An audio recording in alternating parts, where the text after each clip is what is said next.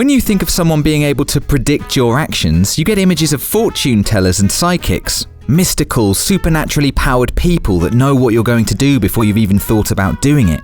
The truth, however, is a little different. It's game developers that get in your head.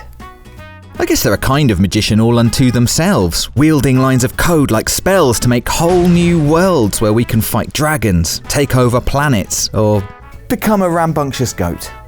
Game developers know what we want more than anyone else out there. I mean, just look at Stray. So it's no surprise they can predict what we're going to do with unnerving certainty when we're in their games as well.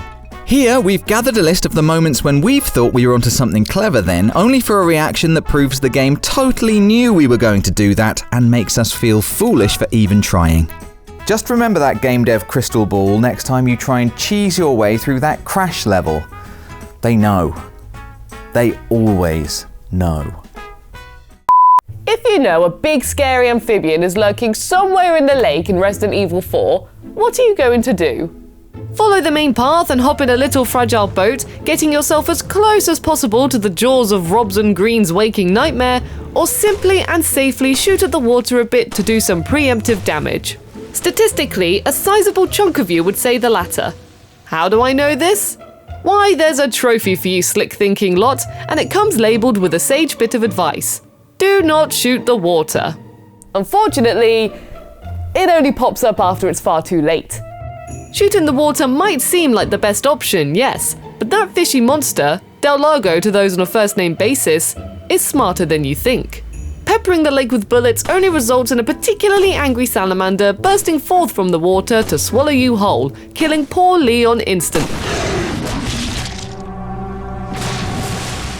It's a nice thought, though. At least you get a trophy to dry your tears with.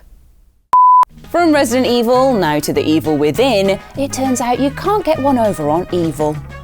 Many have found this out the hard way, yet again, in the early moments of the evil within, where you're strung up behind a sadist that is happily working his way through a pile of meat.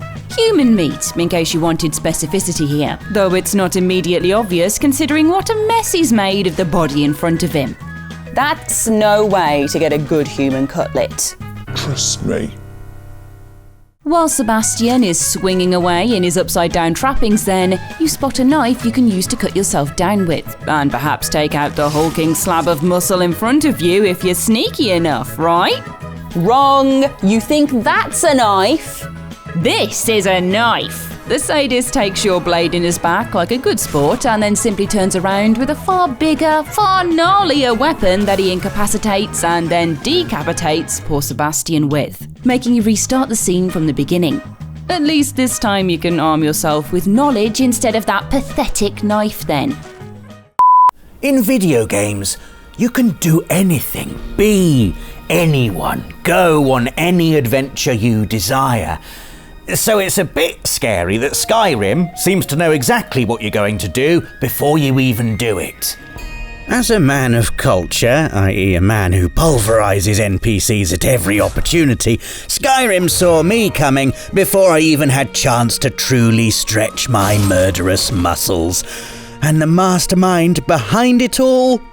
A chicken. Yes, you all know the one I mean, and yes, most of you made the same mistake I did. Walking into Riverwood is the start of an epic adventure through the Elder Scrolls' sublime open world. One of the first places you visit when you're freed from Helgen. You come across a quaint town in the middle of a beautiful landscape, wafts of smoke circling chimneys, grass swaying gently in the breeze, and poultry picking their way through the streets between the villages. Who's going to mind me grabbing a couple of chicken wings as I pass through, eh? I'm the Dragonborn. I need to stay big and strong. No. Hitting a chicken is as good as spitting in the villagers' faces, setting fire to their straw rooftops, and taking a dump on their dining table. Every single member of the town becomes hostile and will avenge their chicken family without mercy. The game knows putting a little innocent, delicious animal in front of you is too tempting to resist. And you are punished justly for it. You will suffer.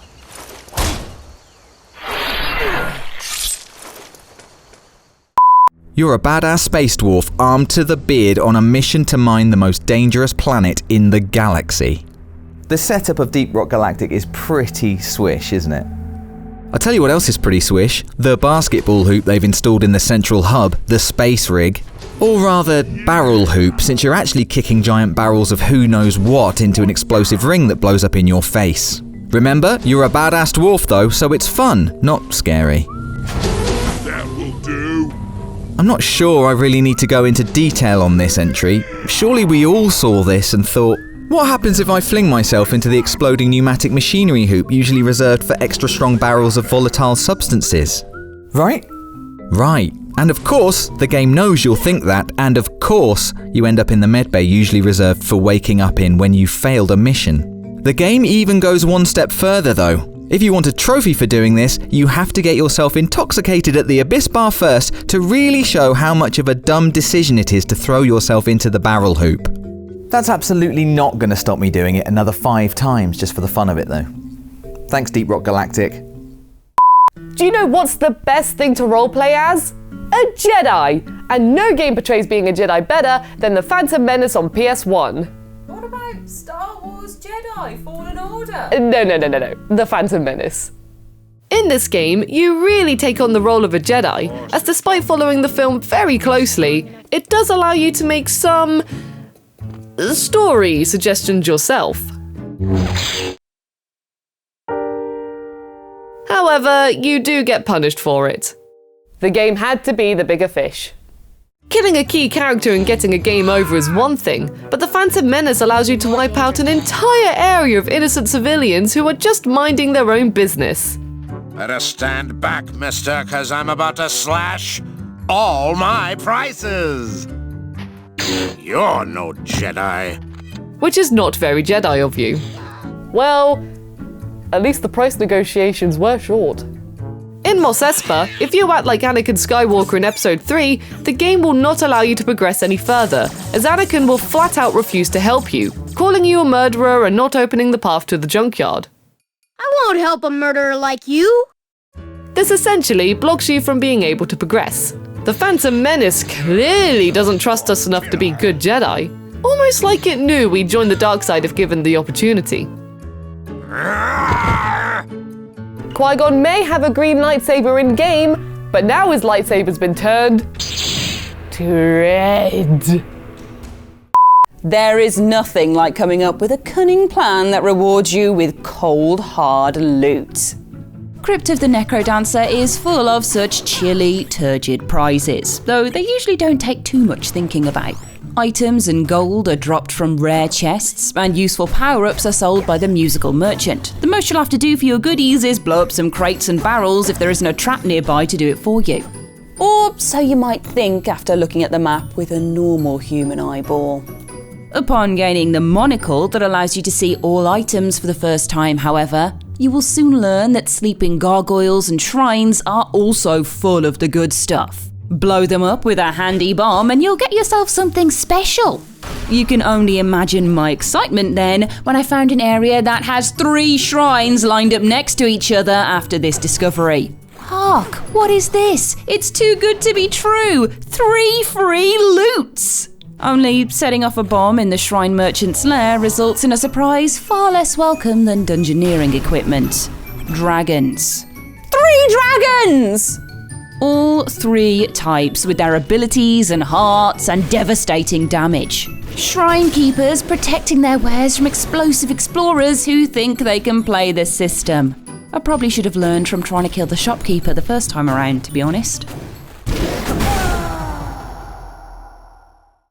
For this next entry, I genuinely believed I was some kind of uniquely gifted boss-fighting mastermind, and that no one, least of all the game itself, could possibly predict the genius of what I was about to do.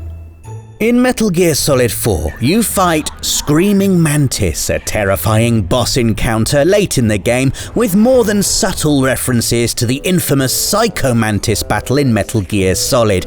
It's common knowledge nowadays that the most effective way of circumnavigating Psycho Mantis's mind-reading powers is to stick your controller into the Player 2 port. But back in the day, it was still a piece of gaming trivia I loved dropping on my friends at parties and then watching with satisfaction their incredibly enthused reactions. And the genius of it is that the way to win is that you have to stick it in the other hole. So, when the Screaming Mantis fight came around, I, of course, thought to myself, what if I switch the PS3 controller number to player 2? No one will think of that. Everyone thought of that. Like a YouTube commenter writing an obvious joke without checking if 467 people have already done it, I switched the controller number like a fool. And boy, does the game call you out on your idiocy. Otacon immediately in your ear to explain why the tactic can't work this time and how you now can't move. You idiot.